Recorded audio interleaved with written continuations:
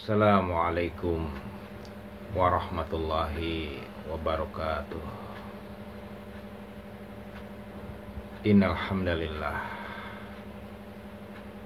nahmaduhu wa nasta'inuhu wa nastaghfiruhu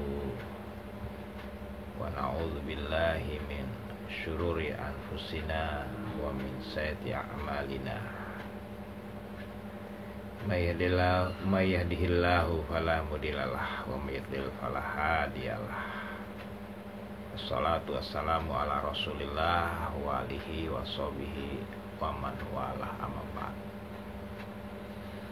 Sahabat-sahabat muslim yang dirahmati oleh Allah Subhanahu wa taala, di mana saja sahabat semuanya berada, semoga senantiasa selalu dalam lindungan Allah, diberikan kesehatan ya.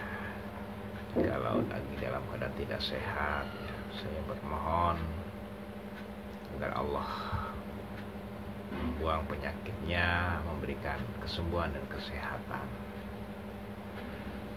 dilapangkan rezekinya oleh Allah dan dimudahkan urusannya, dan berbagai masalah diberikan solusinya oleh Allah. Keluarga dalam keadaan aman, baik, tenang ya, dalam keadaan tentram ya, sakinah, mawadah, warahmah. Amin ya Allah. Dan tentu senantiasa diberi keistiqomahan, diberikan semangat ya, keistiqomahan, kebersihan hati dalam ibadah kepada Allah ini sangat penting ya. Nah, kadang-kadang rajinnya kita ibadah didorong oleh hawa nafsu kita. Tidak semua yang ibadah itu dengan hati yang bersih, kadang-kadang karena dorongan hawa nafsu atau syaitan.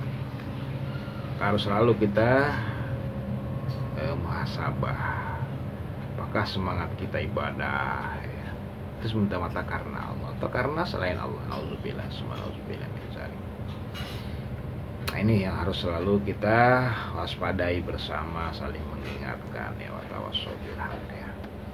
Biar kita ya, jangan sampai rugi sia-sia. Itu. Lebih bagus semangatnya biasa aja tapi bersih murni karena Allah. Dibang semangat tapi ternyata tidak karena Allah. Nauzubillah, subhanallah min dzalik. Nah, baiklah, saya yakin sahabat-sahabat semuanya sudah lebih mengerti dan paham dalam hal masalah dasar seperti ini dalam ibadah kepada Allah Subhanahu wa taala. Nah, dalam kesempatan ini saya ingin melanjutkan ya pelajaran yang disampaikan oleh guru kita ya. Ya, kita sangat cintai dan hormati ya, yaitu Sultan Aulia ya, Waliul Qutub, guru besar dalam dunia rohani ya, dalam dunia spiritual, atau dikenal dengan istilah di Islam dengan tasawuf ya. Tidak lain ya, tiada bukan al-masyhur al-alamah Syekh Abdul Qadir Jailani rahimahullah. Yang kesempatan ini saya ingin membahas tentang bab sholat ya. Ada di kitabnya yang masyhur ya, kitab Sirul Asror ya, di pasal 14 itu mengupas tentang bab sholat ya, seperti itu. Nah, ini sedikit saya ngambil inti-intinya aja, yang utamanya aja, yang pokok-pokoknya aja dari apa yang diajarkan beliau ya, karena memang ya bikin kitab hasil pengalaman ya, hasil terapan, jadi agak berat sebenarnya kalau kita nyampaikan. Tapi memang kalau kita nggak kupas atau nggak kita pelajari ya, kapan kita mau tahu ya gitu. Karena untuk secara kualitas terapan, masya Allah, saya juga belum mampu gitu. Tapi ini karena ini kita butuh haus ya, dengan ilmu, dengan pelajaran-pelajaran yang sifatnya rohani, batiniah, jiwa ya, yang hati, kolbun ya, iman kan, semuanya itu persoalan iman kan, soal hati ya. Nah, itu yang namanya iman, takwa itu kan soal hati, kualitas hati yang tentu kualitas hati akan terpancar, akan terrefleksi dalam bentuk amal ya. Jadi al-aqdun ya, al-imanu aqdun biqalbi wa iqrar bi lisani, kemudian teramal ya dalam perbuatan, itu seperti itu. Amal bil arkan, akan terlihatlah amal perbuatannya dalam gerak tubuhnya, gitu artinya seperti itu. Baiklah, jadi ini yang inti daripada keimanan yang tentu kita harus jangan lupa itu selalu fokus, termasuk di dalam sholat ya. Ini saya mengambil ibroh dari apa yang diajarkan oleh Tuan Guru kita Syekh Abdul Qadir Jailani dalam kitabnya yang masyhur yaitu Sirrul Asrar ya. Tuan Guru Syekh Abdul Qadir Jailani mengajarkan di dalam kitabnya yang masyhur Sirrul Asrar bahwa sholat itu bukan hanya sholat syariat. Jadi ada sholat syariat, ada juga sholat tarekat. Nah ini wahai sahabat, jadi sholat syariat sesuai dengan apa yang sudah diajarkan di dalam kitab-kitab fikih. Tapi ada juga sholat yang bersifat tarekat, yaitu sholat untuk memperbaiki hati. Kenapa? Karena tujuan daripada ibadah itu adalah untuk memperbaiki hati. Karena hati itu letaknya yang namanya iman dan takwa. Seperti itu. Adapun yang di luar itu adalah merupakan hanyalah kulitnya. Adapun isinya adalah di dalam hati. Seperti itu. Maka seseorang yang ingin menghadap kepada Allah harus dengan fisik dan hatinya. Jadi nggak boleh hanya fisiknya saja, tapi hatinya tidak. Begitu juga kalau cuma hatinya saja, ya, tetapi fisiknya tidak, itu juga adalah merupakan sebuah hal yang zindik, ya, hal yang tidak benar, ya, sesat seperti itu. Jadi harus secara fisik dan secara hati. Nah, ini dijelaskan dalam kitab Sirrul Asrar yang membahas tentang sholat dalam di pasal yang ke-14 dalam kitab Sirrul Asrar. Jadi saya hanya menjelaskan pokok-pokoknya aja, intinya aja ya, karena ini memang bukan perkara yang mudah ya menjelaskan kitab Sirrul Asrar ini. Hasil terapan, bukan hasil hafalan, pemikiran aja, tapi hasil sebuah penerapan praktek Syekh Abdul Qadir Jailani dalam menyelami tentang rahasia-rahasia rohani, rahasia jiwa, itu rahasia hati ya. Jadi nggak mudah menyampaikan kitab seperti itu.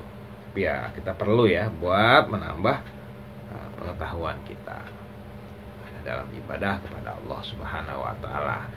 Jadi sahabat-sahabat yang dimuliakan oleh Allah Subhanahu wa taala, jelasnya sebagaimana yang difirmankan oleh Allah ya di dalam Al-Qur'an dalam surah Al-Baqarah ayat 238 yang bunyinya auzubillahi minasyaitonirrajim bismillahirrahmanirrahim hafizu ala sholawati wassolati il-wusta wa qumu lillahi qanitin. Sadaqallah.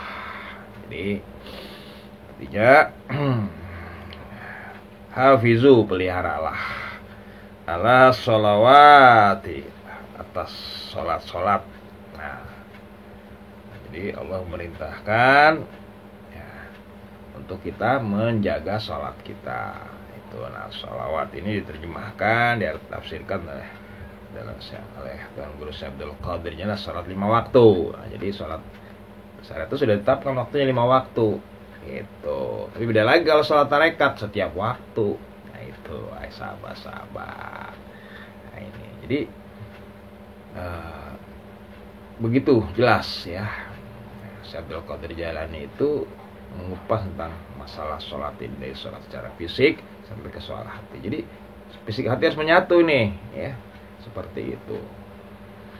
Ibaratnya seperti seseorang yang ya menuju kepada Allah ya, terbang ya dengan tidak cukup hanya satu sayap, tapi harus dengan kedua sayapnya, seperti itu. Jadi sholat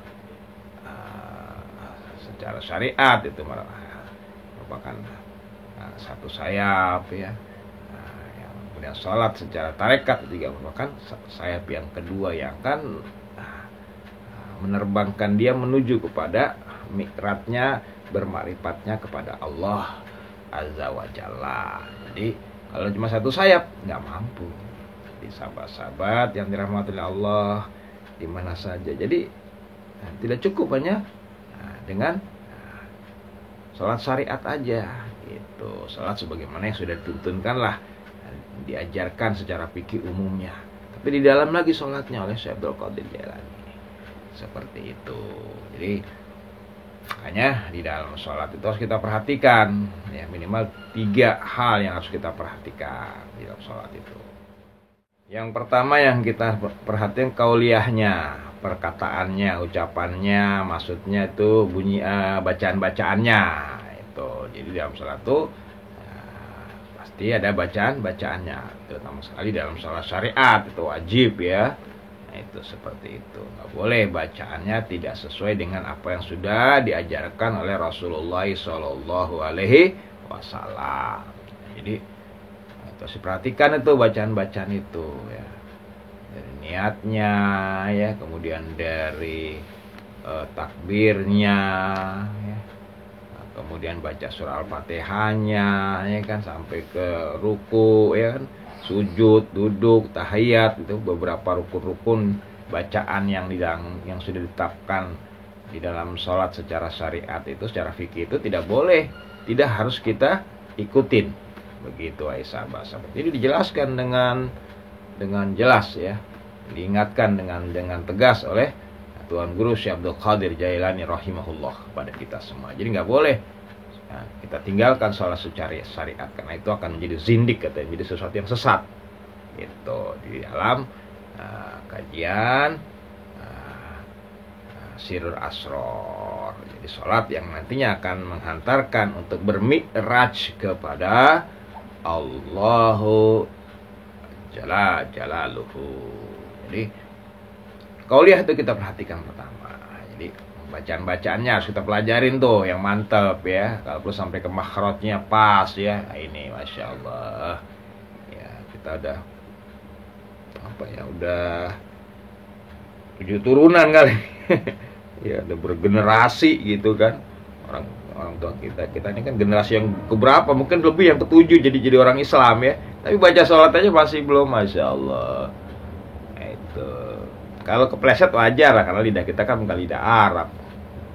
Kebiasaan kita sehari-hari nggak pakai bahasa Arab, dan kita juga bukan orang yang setiap hari profesinya jadi guru agama lah, atau mungkin guru bahasa Arab. Biasa aja yang udah pernah belajar bahasa Arab itu kadang-kadang lidahnya masih kepleset ya, karena memang sekarang ini udah nggak profesinya nggak sebagai ya di keagamaan ya, artinya agama cuma ngajar untuk sarana ibadah secara murni aja gitu, nggak jadikan penghasilan maksudnya gitu, profesi lah gitu.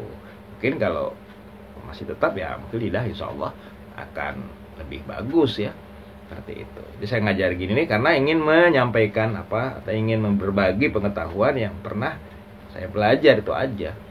Itu kalau nanti berkembang menjadi sesuatu yang bisa menghasilkan ya Allah alam bisawaf ya, itu semua kita serahkan kepada Allah.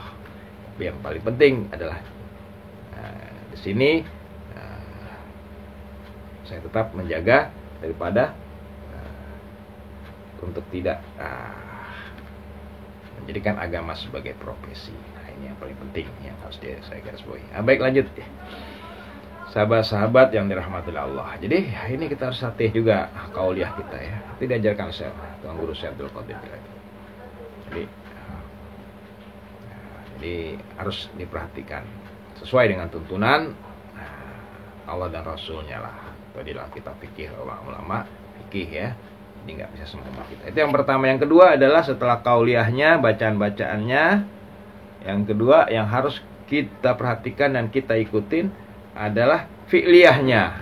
Nah ini harus sesuai dengan tuntunan Allah dan Rasulnya, fi'liyahnya. Nah ini tangan yang harus diangkat ketika takbir, kita harus berdiri dulu awalnya ya kan. Ketika sholat berdiri dulu menghadap ke Ka'bah ya kan, seperti itu. Nah ini. Nah, kemudian dalam keadaan ya berdiri ya. Nah itu pakaian harus bersih ya, harus suci lah ya, harus suci yang baik ya, seperti itu banyak ya intinya itu.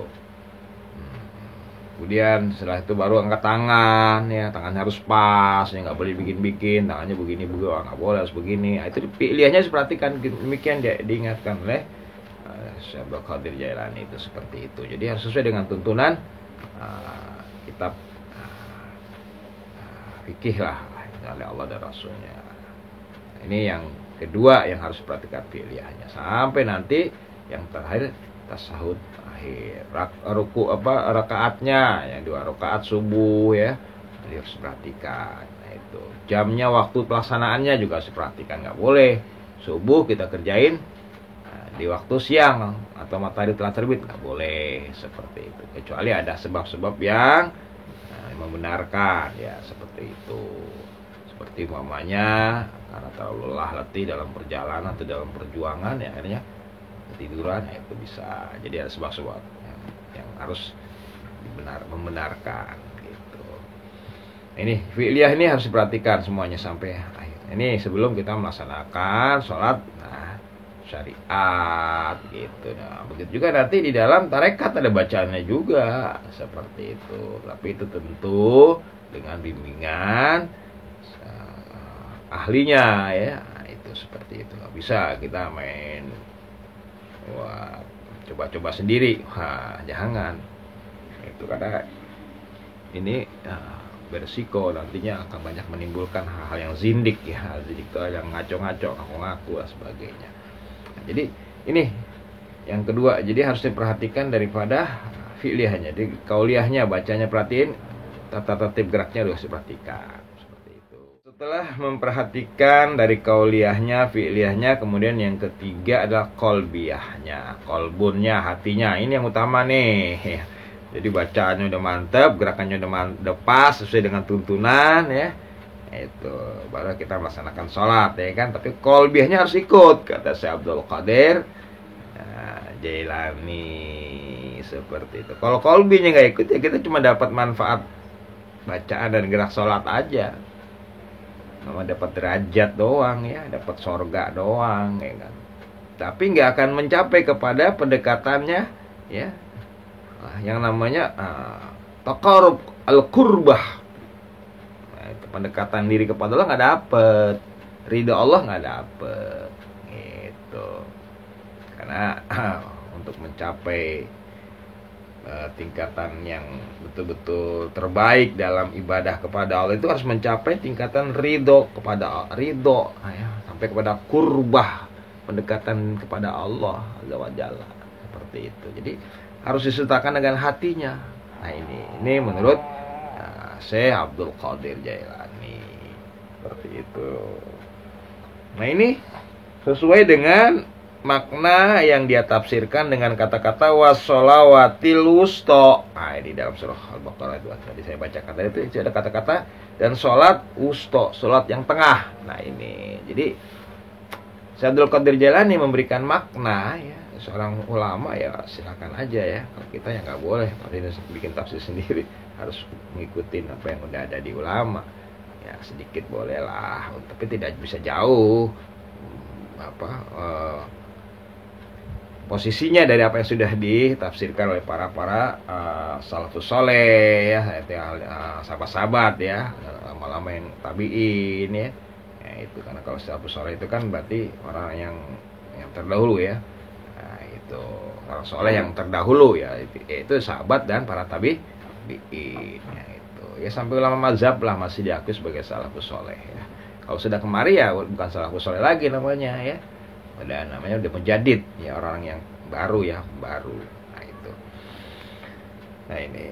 Nah Walaupun Imam Syekh Abdul Qadir yang termasuk Al-Mujaddid yang ya pembaru ya, lanjut ya, tapi dia tetap kedudukannya seorang ulama. Boleh lah ya, kita simak tafsir beliau ya, pengertian dikata sholatil wustonya.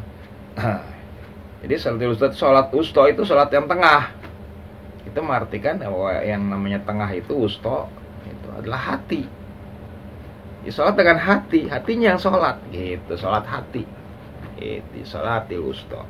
Karena yang namanya wusto itu, yang namanya di tengah itu, wusto itu di tengah. Ini kata wusto ya.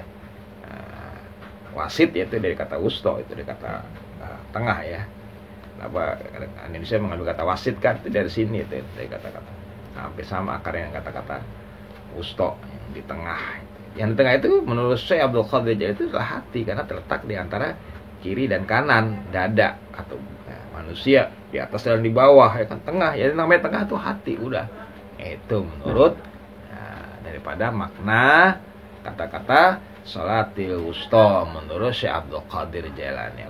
Tapi itu merupakan sebuah pendapat, sebuah hikmah yang baik ya, karena memang intinya di hati, intinya sholat ya di hati. Kalaupun Allahu Akbar hatinya kemana-mana, pikiran kemana, kata Syekh Abdul Qadir Jailani mah terus ikut sholat. Jadi dari kaul ya, kaulnya ya, kemudian fiilnya, fi'liyahnya, sampai ke rasanya gitu, sampai ke ruhnya bahkan, Masya Allah itu. Jadi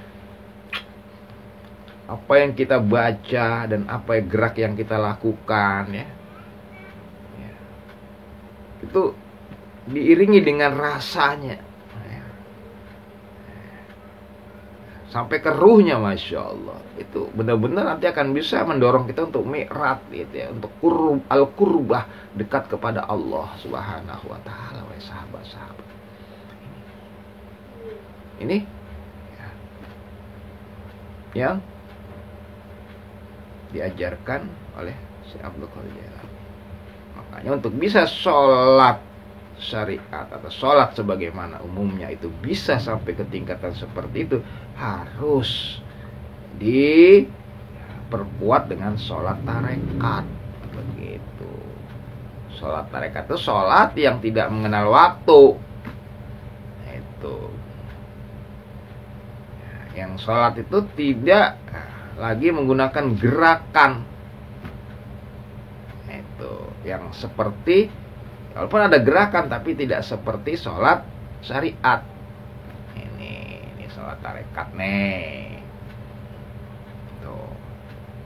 Dan juga tidak lagi menghadap ke kiblat, tapi kiblatnya hatinya.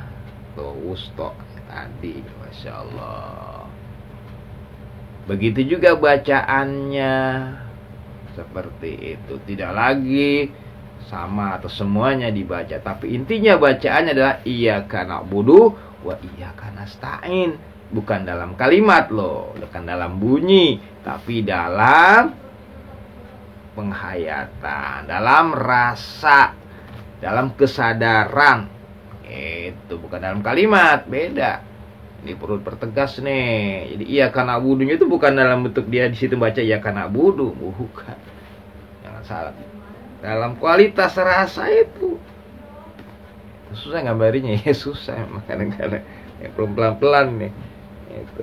Ini hasil kajian, bukan penelitian ya, bukan penelitian dalam bentuk logika ya, tapi dalam bentuk terapan. Jadi dia udah menyelami dulu, dia udah mempraktekkan dulu. Masya Allah. Kemudian ngajar yang ini berat ya, ini perlu lah ya, buat membuka wawasan kita ya, wajar tentang sholat itu. Nah ini, jadi dia setiap waktu.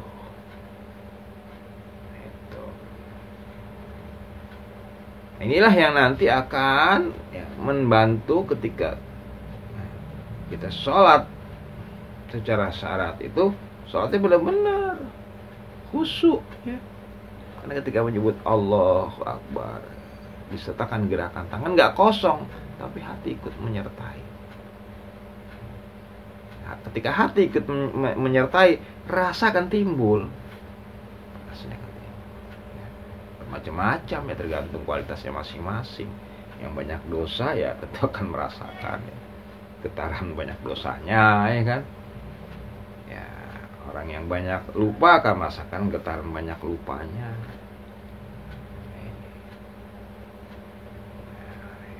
Kadang merasakan getaran dia macam-macam, ya, alam kubur lah, merasakan getaran neraka lah, merasakan getaran akan keindahan Allah juga bisa. Allah Akbar ya kan.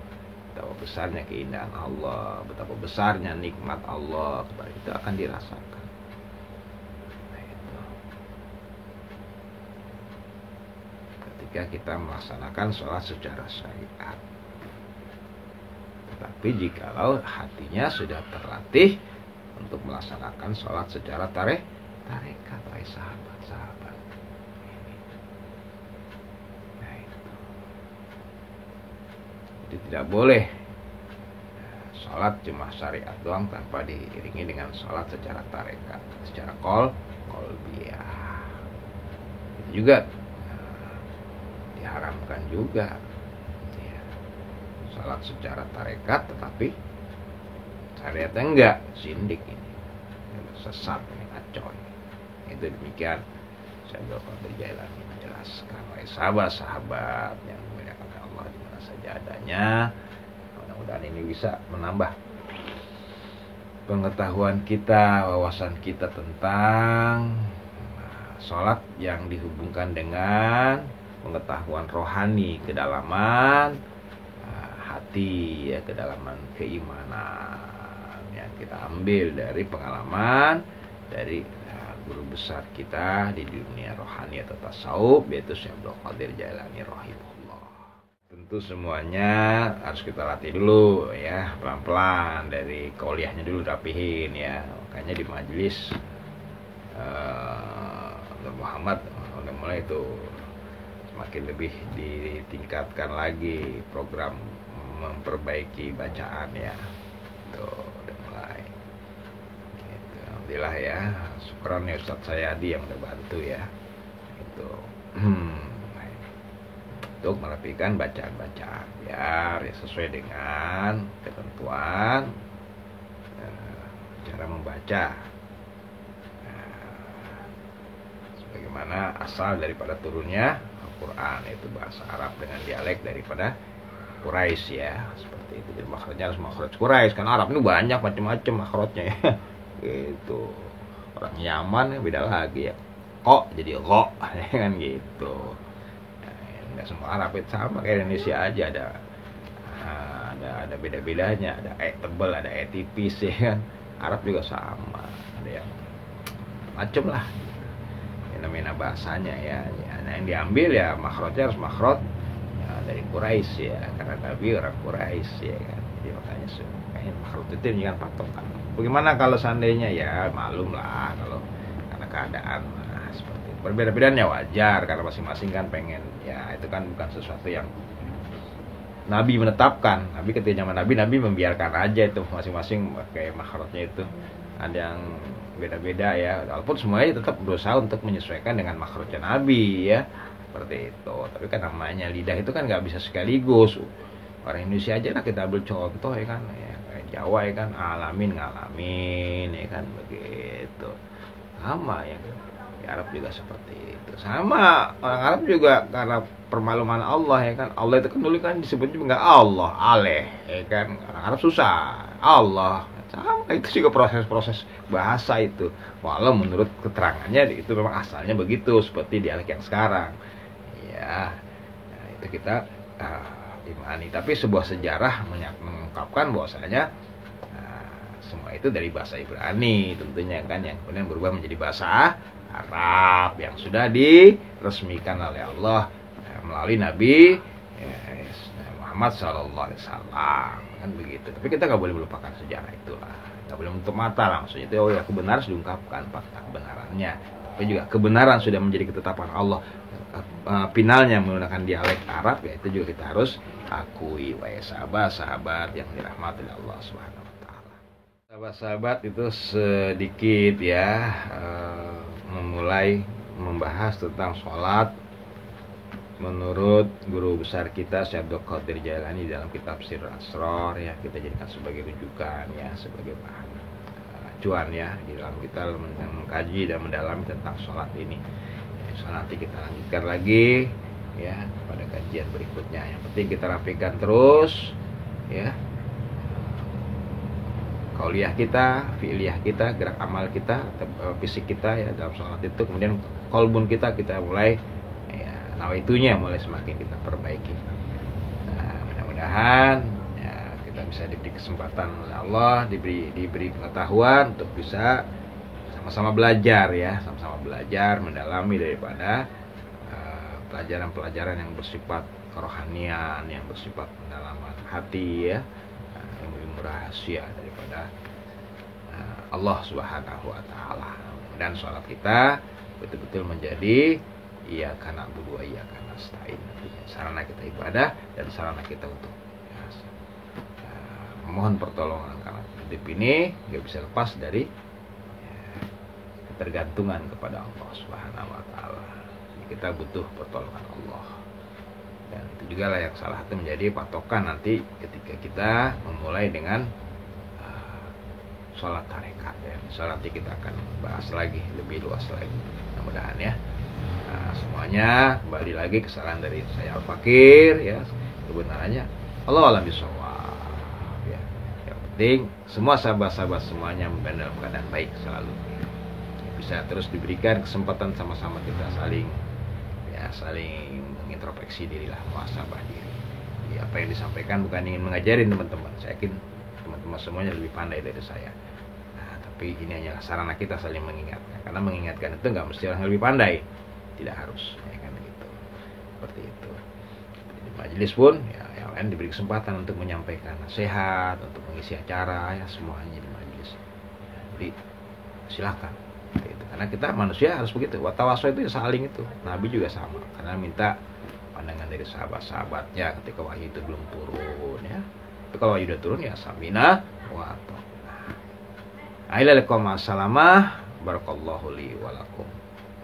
Nah, terima kasih atas perhatian, dukungan dan sebagainya. Semoga Allah membalas dengan yang lebih baik. Jazakumullahu khairan. Wa khairul jazaa ila liqa ma'assalamah. Rabbana atina fid dunya hasanah wa fil akhirati hasanah wa qina azabannar. Walhamdulillahirabbil alamin. Wassalamualaikum warahmatullahi wabarakatuh. Terima kasih.